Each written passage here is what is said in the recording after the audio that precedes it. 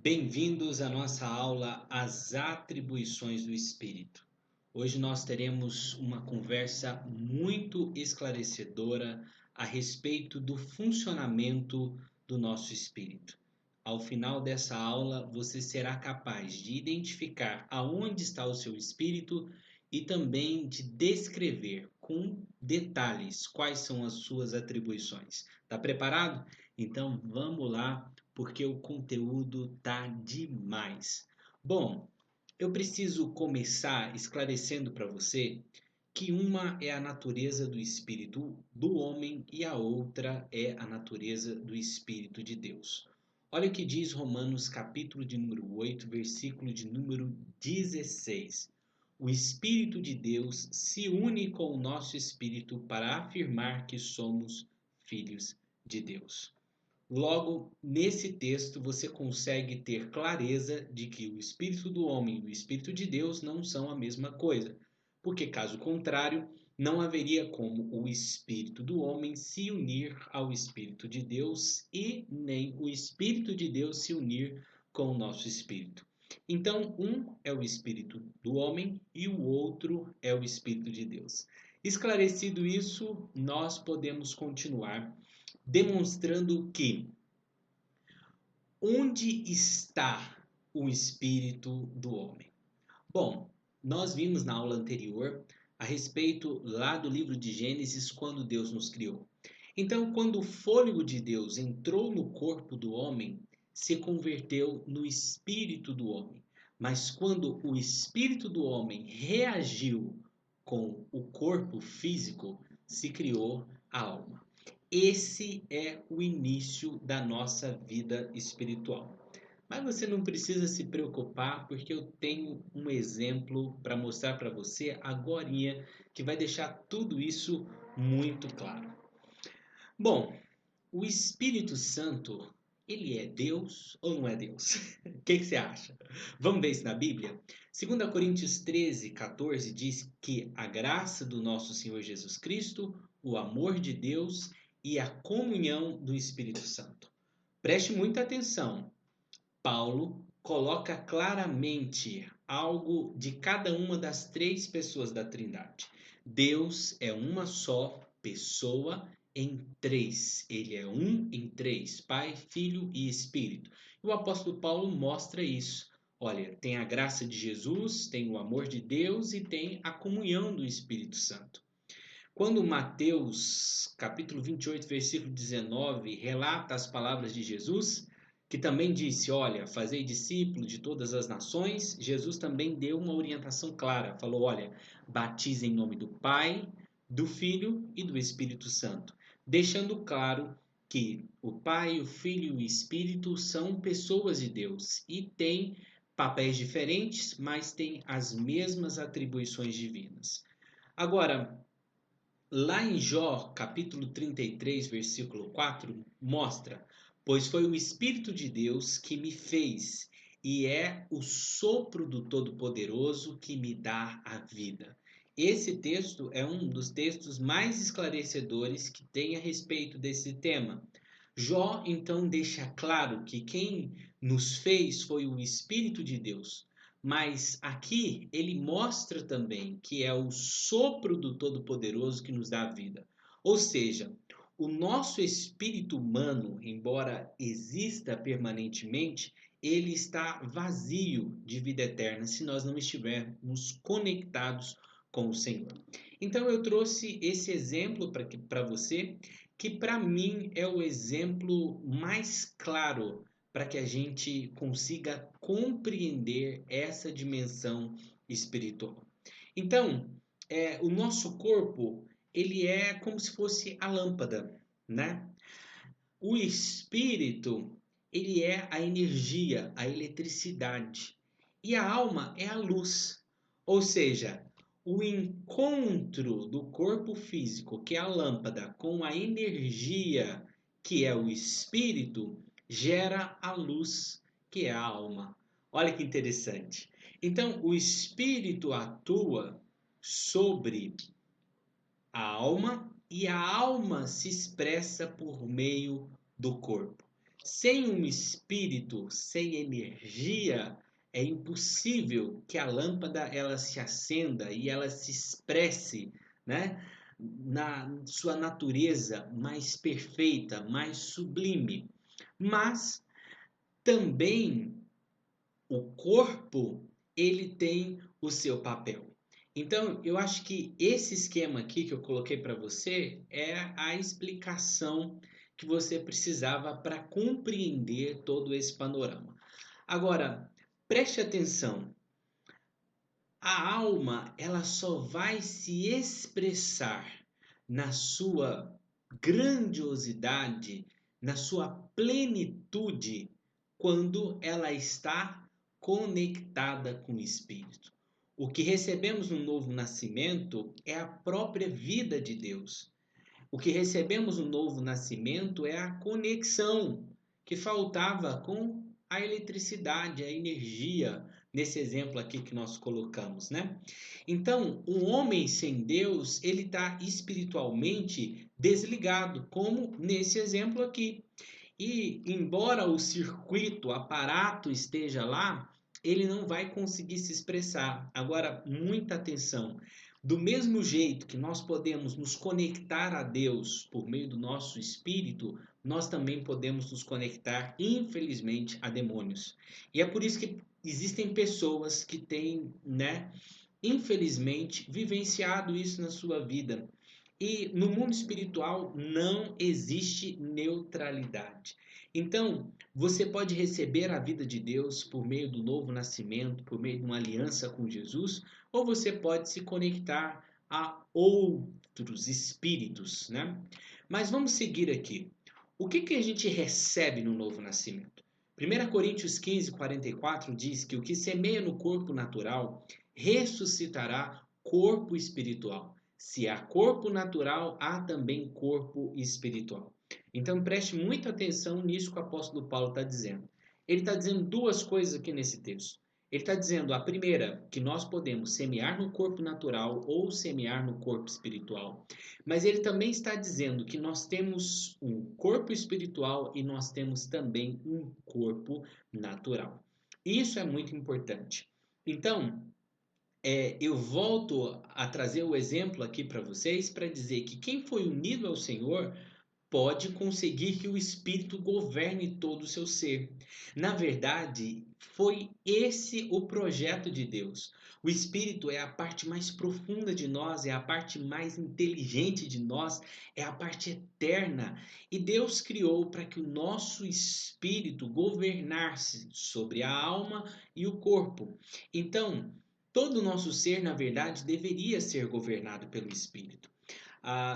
No nosso espírito, na verdade, né, ele é um corpo espiritual na dimensão espiritual. E esse corpo passa a ser ocupado pela alma quando acontece a morte do corpo físico. Então, trazendo novamente esse exemplo aqui para vocês, na verdade, a definição correta do ser humano não é que nós somos essa carne. Nós não somos essa carne, nós somos um espírito que possui uma alma e habita em um corpo. O nosso corpo, o nosso corpo físico é só um veículo. Então, o nosso espírito é um corpo espiritual na dimensão espiritual. E quando acontece a morte física, ocorre exatamente isso aqui. O corpo físico deixa de aparecer, a alma sai do corpo físico e volta para o espírito.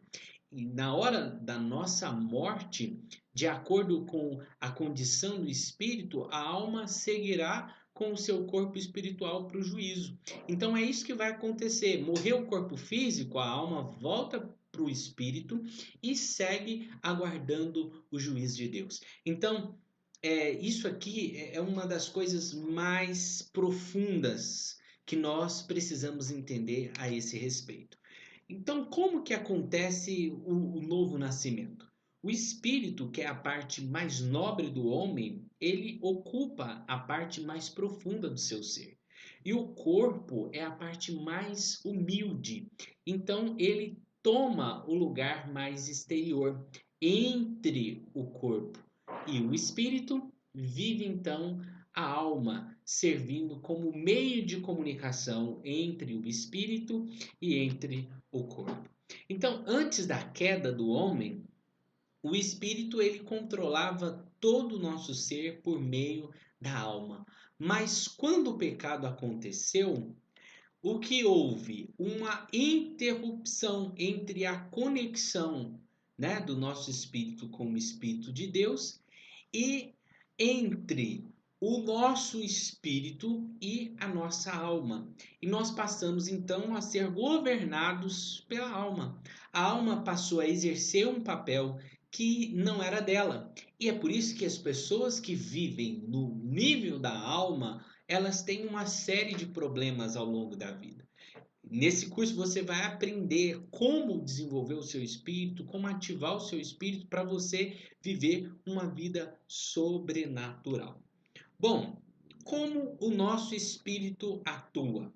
A gente sempre vai olhar para a Bíblia. Olha o que diz Lucas capítulo 1, versículo 46 e 47. Disse então Maria: A minha alma engrandece ao Senhor e o meu espírito se alegra em meu Salvador.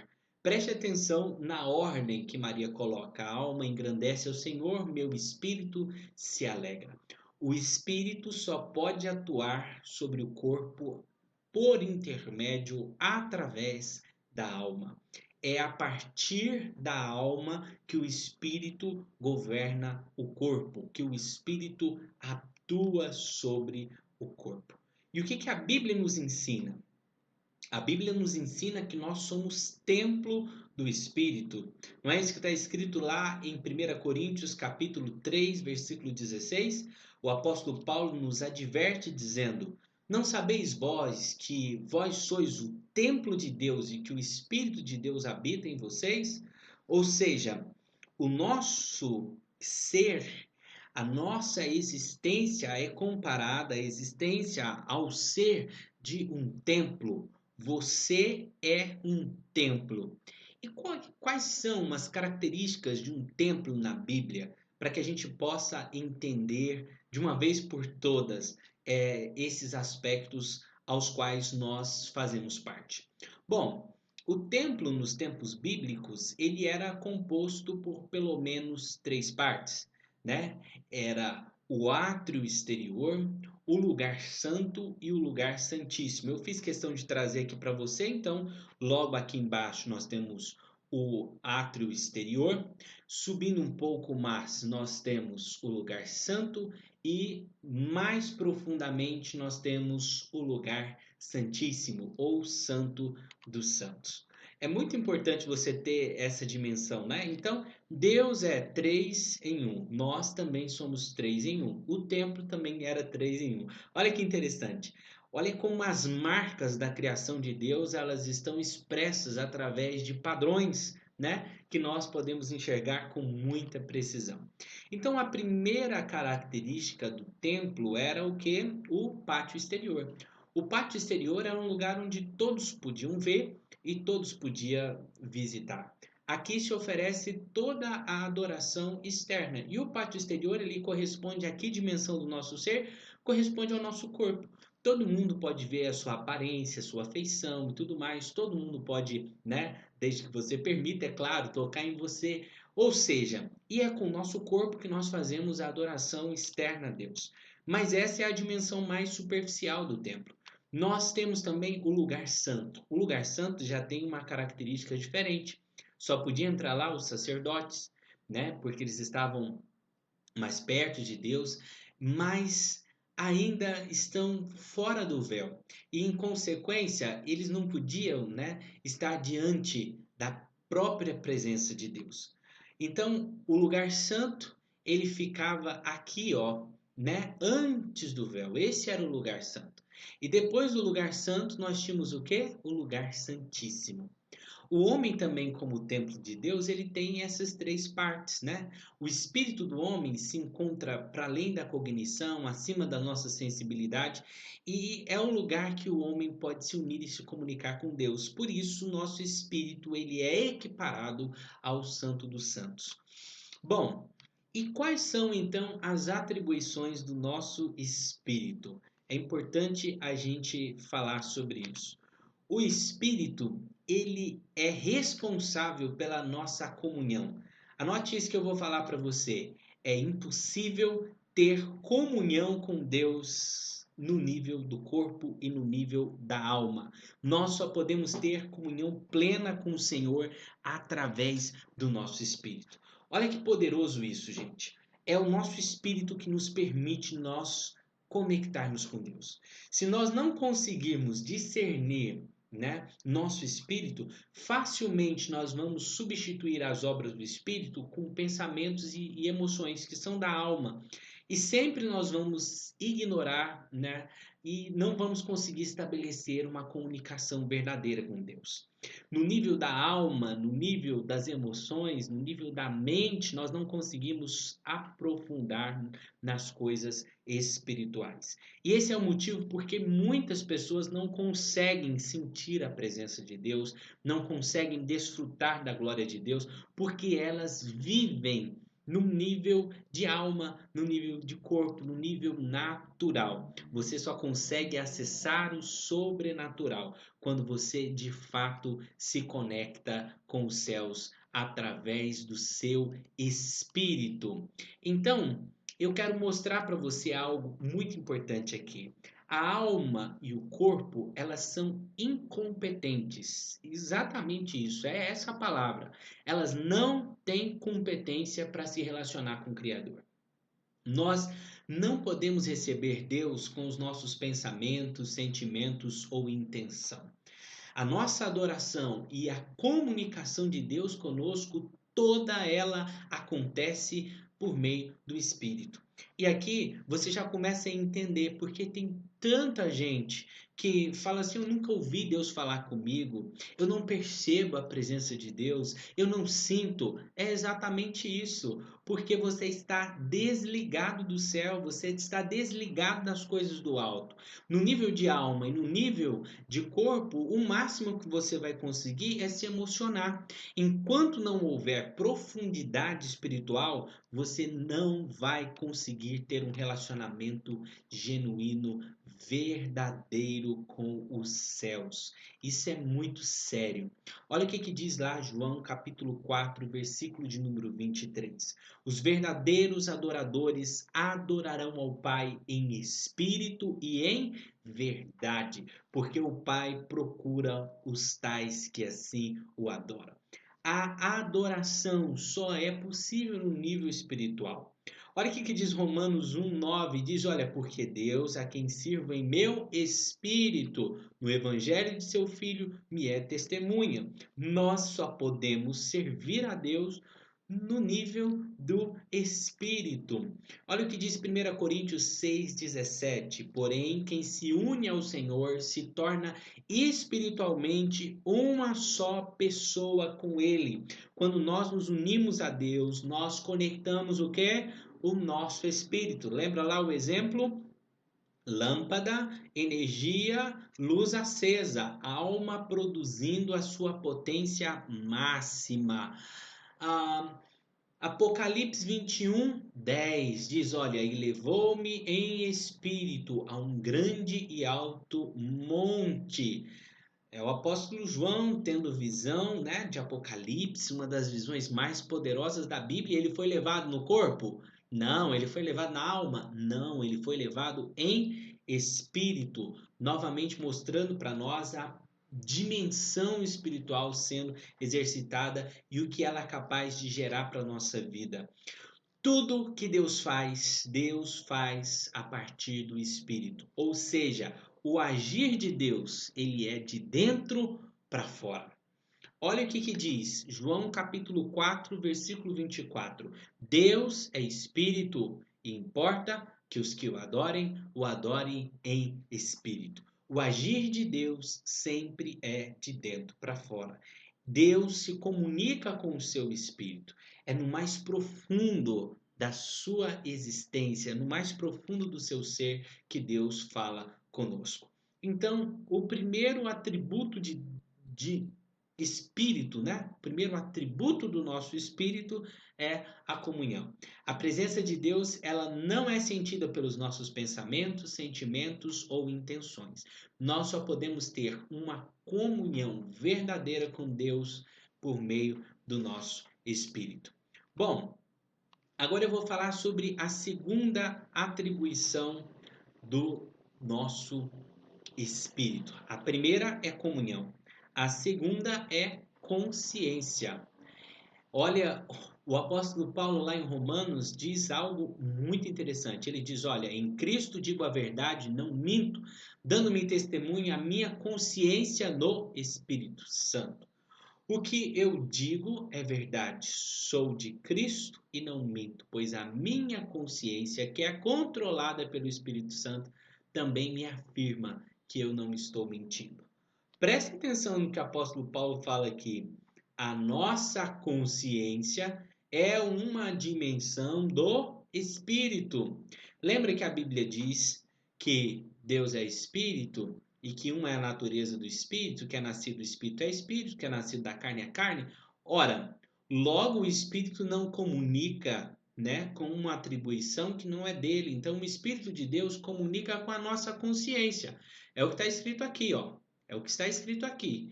Então, a consciência também é uma atribuição, um atributo do Espírito. Então, o primeiro atributo, a comunhão, o segundo atributo, a consciência. E o que é a consciência? É a capacidade que nós temos de discernir entre o certo e entre o errado.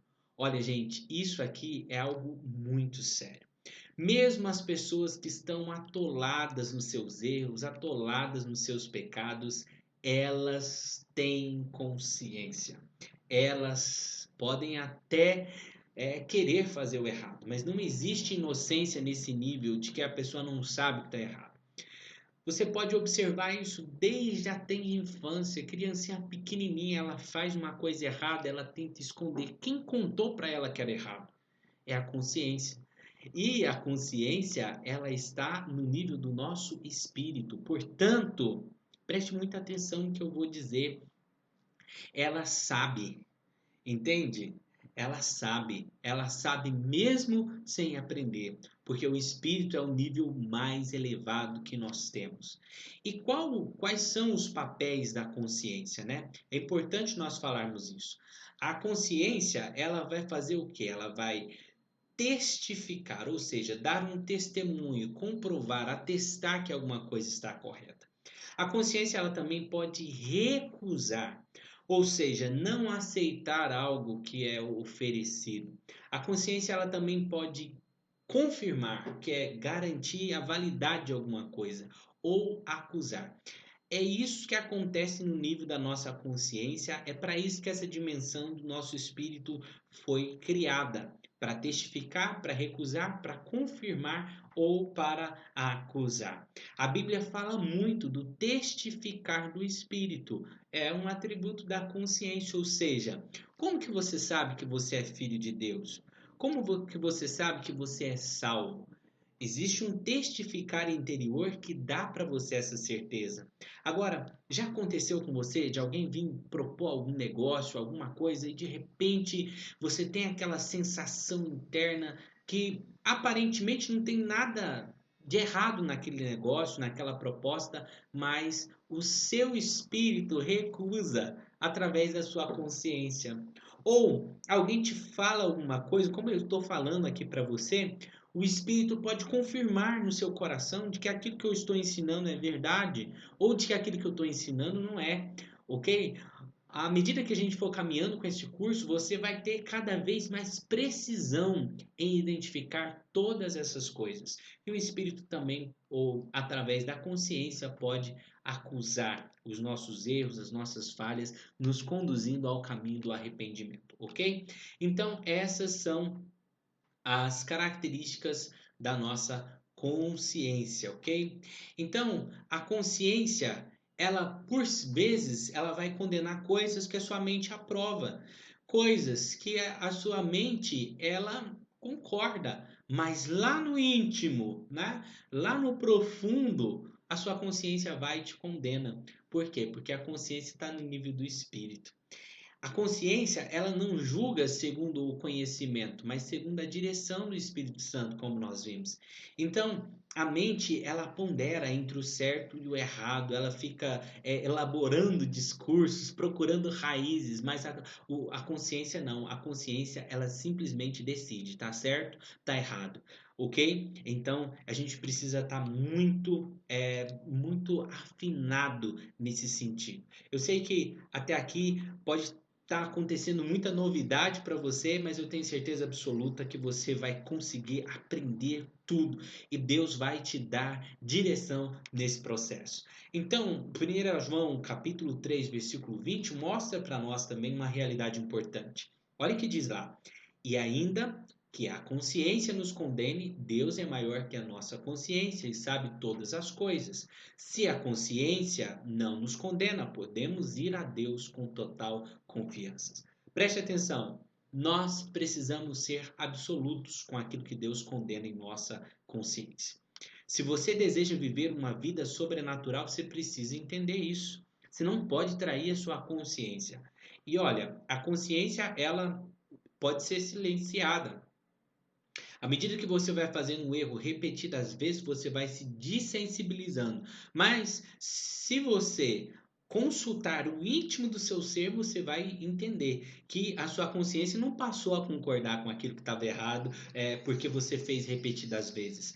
Ela só perdeu um pouco do volume. Né? Mas ela continua falando que está errado. Então, às vezes, tem pessoas que abaixam tanto o volume da voz da consciência que fica quase que inaudível, mas a consciência continua trazendo esse aspecto do que é certo, do que é errado. E diante de Deus, pessoal, ninguém poderá dizer que não sabia. Ninguém poderá dizer que não sabia de coisa alguma, porque o Senhor colocou essa dimensão em nós. Então, independente da cultura, independente da raça, independente da cor, independente de etnia, de qualquer outra coisa, todo ser humano tem consciência e a consciência é uma dimensão do espírito. Então, nós vimos aqui que a primeira dimensão do nosso espírito é o que? A comunhão. Somente através do espírito nós podemos ter comunhão com Deus. Segundo atributo ou segunda atribuição do nosso espírito é a consciência. Agora nós vamos para o terceiro. O terceiro é a intuição. E o que é a intuição? A intuição é a dimensão do nosso espírito que nos permite conhecer ou saber algo independente de qualquer influência exterior. Sabe, a intuição é o que nós chamamos de testemunho interior da verdade. Olha o que diz Jeremias 31, 34. E não ensinará mais cada um ao seu próximo, nem cada um ao seu irmão, dizendo, conheceu o Senhor, porque todos me conhecerão, desde o menor até o maior, diz o Senhor. A consciência, ela está lá para nos dar essa dimensão do certo, do errado. A intuição é uma via de comunicação do céu conosco. Quem aqui nunca teve um momento na vida que a intuição ela agiu? O que é a intuição? A intuição é aquelas coisas que você sabe, mas não sabe como sabe, né? Olha o que o Mateus 26:41 mostra. Vigiai e orai para que não entreis em tentação. Na verdade, o espírito está pronto, mas a carne é fraca. A intuição, ela é a que permite com que o nosso espírito esteja pronto. É o testemunho interior da verdade. A intuição, ela é capaz de nos permitir coisas sobrenaturais, como por exemplo, Marcos 2:8, a Bíblia diz que Jesus, conhecendo logo em seu espírito que os fariseus estavam arrazoando entre si, lhes disse: Por que vocês estão arrazoando sobre essas coisas em vossos corações? Uai, peraí. Como que Jesus sabia o que os fariseus estavam pensando? Aí muita gente vai dizer assim, não, porque Jesus era Deus. Mas Jesus, enquanto esteve conosco, ele agiu como homem. A Bíblia diz que o Espírito Santo ungiu e, portanto, ele expressou A Bíblia diz que ele aprendeu, porque Jesus crescia em graça e em conhecimento. Logo, Jesus expressou, ele disse para nós que nós faríamos coisas maiores do que as que ele fez em seu nome. Uai, peraí, se ele estivesse usando seus atributos divinos enquanto esteve conosco, não seria possível fazer coisas maiores do que o que ele fez. Mas ele disse que em seu nome nós faríamos. Então, Jesus, ele se moveu e se expressou como alguém cheio do Espírito Santo. Você, cheio do Espírito Santo, por meio da intuição, é capaz de discernir pensamentos, de discernir coisas que estão fora do seu campo de visão, por exemplo, né? Olha que interessante aqui, ó, João 11:33, Jesus, quando a viu chorar e também chorando com os judeus que com ela vinha, moveu-se muito em seu espírito e perturbou-se.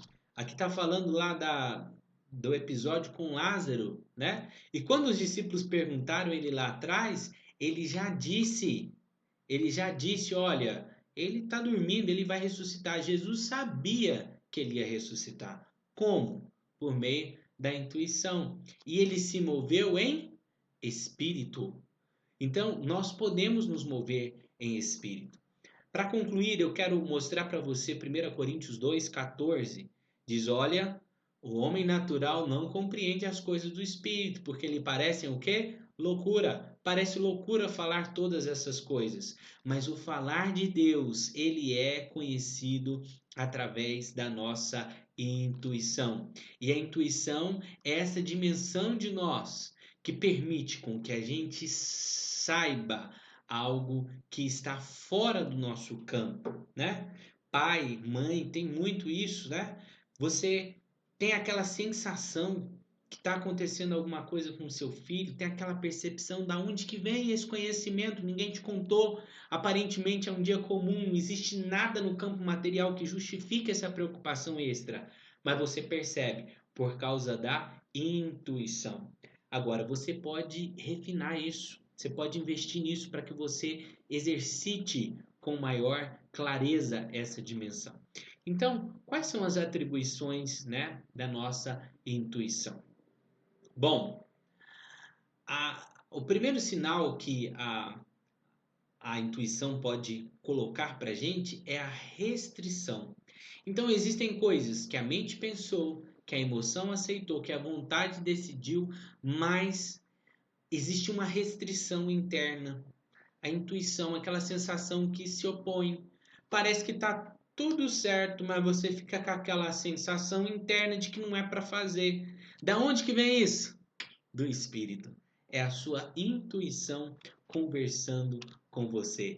Olha que coisa extraordinária. O que a intuição pode fazer também? Ela pode gerar constrangimento. Ou seja, você tem aquele impulso irracional de fazer alguma coisa que leva você a tomar atitude ou você tem aquela sensação interna mesmo contra a sua vontade, né? Quem aqui nunca sentiu isso, né? Você está conversando com alguém ou de repente você acorda, dá vontade de fazer alguma coisa por alguma pessoa, né?